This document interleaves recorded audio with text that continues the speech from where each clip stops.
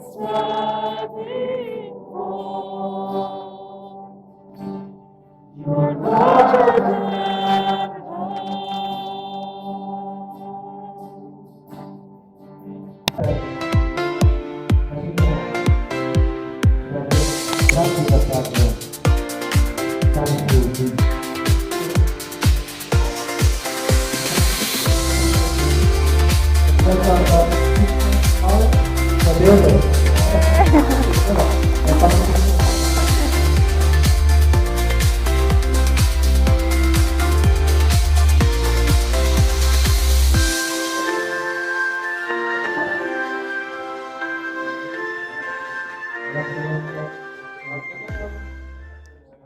Ako po pala si Christian Carlo.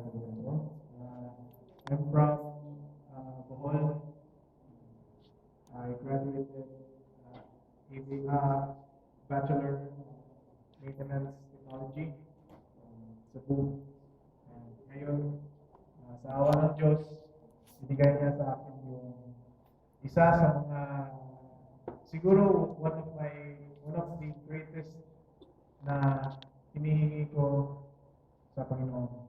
And it was because of this dream that He gave me na dito ako ngayon sa and now, binigay niya sa akin is yung faith niya, yung faith ko po na dito ako. So, it was just last year, all my life, in my 25 years of existence, 24 years of existence, kasi 25 years old po ako ngayon, and last year na ako. So, in my 24 years of existence dito sa in the world, I've been a lukewarm Catholic. May faith ako sa Panginoon natin, kaso hindi gaano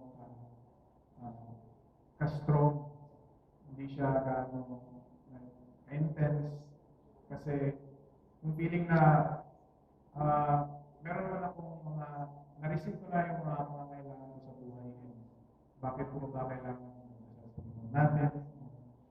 Despite my parents and my grandparents being so devout, being devout Catholics, and being an ex-seminarian as well, pumasok po ako sa seminaryo na may balak ko papari sana, lumabas, and it was just minor seminary. So, 4 years of setting that aside,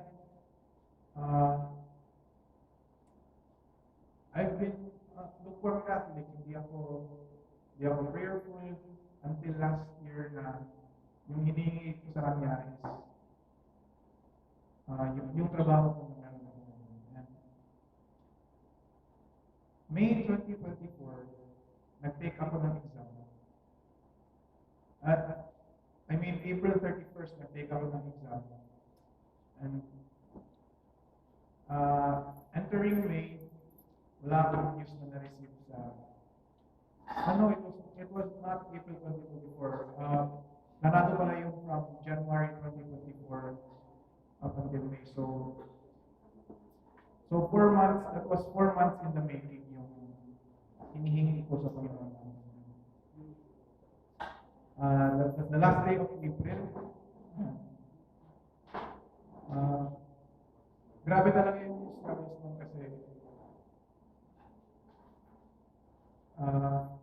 araw-araw ko na hinihingi sa Panginoon natin. And knowing that hindi ako close sa Kanya, hindi gaano ka-strong yung personal relationship ko sa Panginoon natin. Yung feeling na hindi niya nakikinggan yung mga prayers ko. But despite all that, despite na kahit wala akong, hindi ko ma-feel yung presence niya, hindi ko nasa-sense yung talagang andyan siya para sa akin. I pray every day na, Lord, pakinggan niyo naman sa amin. And within those 4 months of praying, wala pa rin. January, February, March, April, wala na. Until come May, I was at my breaking point na magdadasal na parang umiiyak na talaga. Grabe talaga yung pag-iyak ko habang pero doon lang ako umiiyak na ako ang isa kasi it was, I always tend to look for the quietest place when I try to pray. And so, yung araw na yun, last day of May, May, around May 28, around May 28, gusto ko nung, yung, di ko na talaga kaya mag-give up na sa paghahanap sa dream job ko. So, yun, isang araw sa dorm ko, tumingin na lang ako sa ceiling, saka nag-pray sa kanya na, Lord, kung hindi talaga ito para sa akin. Hindi talaga. And wala pa rin, wala.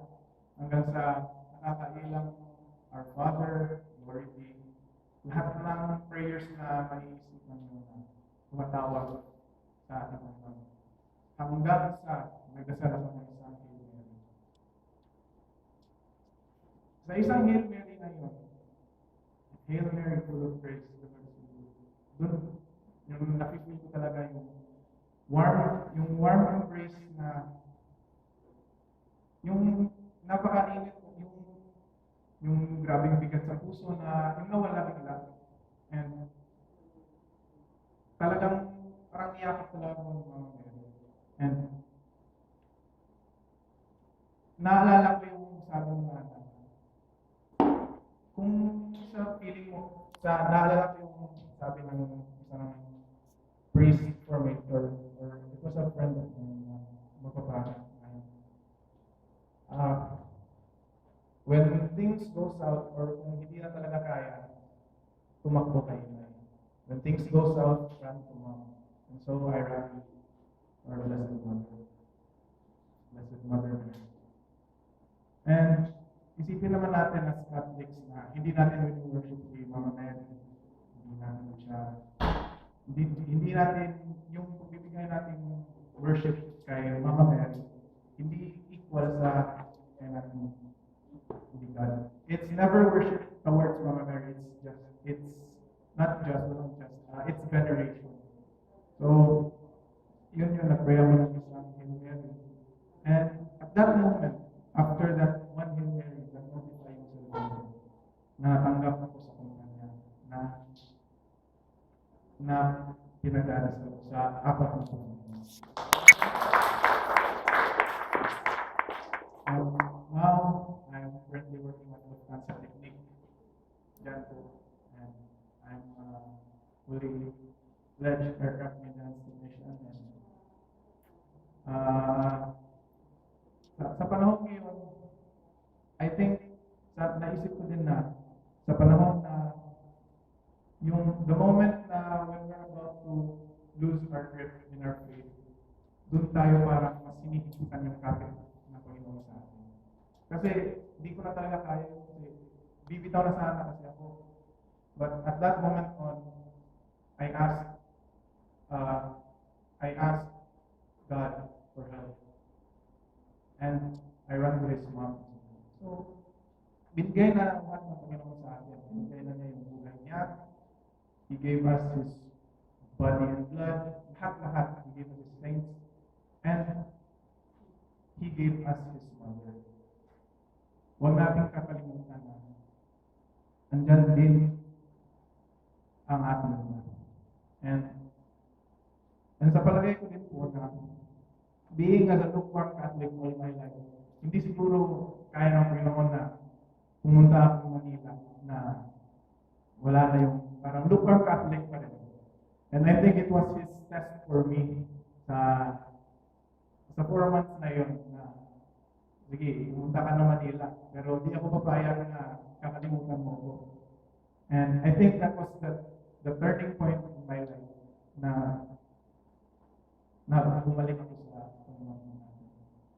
And it was all because of Him, and of course, my Blessed Mother, na nandito ako ngayon sa harap niyo. Kasi nung pagdating ko rin dito sa Manila, yung nagsisik din ako ng community na saan kaya ako pwede parang makikmingle ng fellow Catholic ko din, and how can I serve God more? And so, in-approach po ako kay Sana, yung aming chapter, isa sa mga chapter leader namin na sumali ng SFC. And I'm very thankful na in-approach po ako. And thank you for listening to me sharing right now. Pasensya na po kung ganito na parang may stage fright talaga. And all praise is due to God. So I pray that each one of us right now, despite having struggles in our life, hindi natin kakalimutan na nandyan palagi yung Panginoon. Kulang lang is tayo yung lumapit sa Kanya. The Lord is there waiting always. He's just waiting for us. Yun lang po. Sa closing remarks po, gusto ko lang po i-share.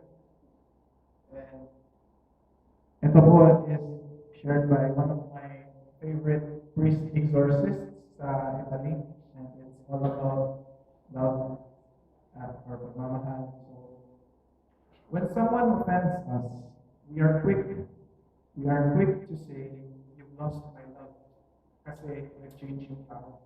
When someone offends us, we are quick to say, "You've lost my love." And then, "You've lost my love," or change, and then I will love you. Pero Jesus, who lived in the will of God, always turned it around and said, "Love someone, and then it will change.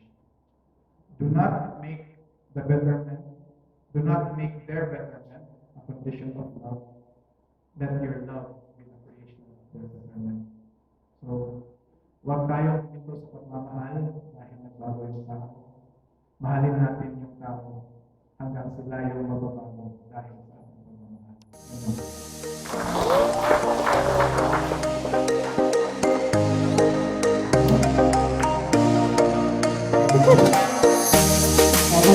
Amen.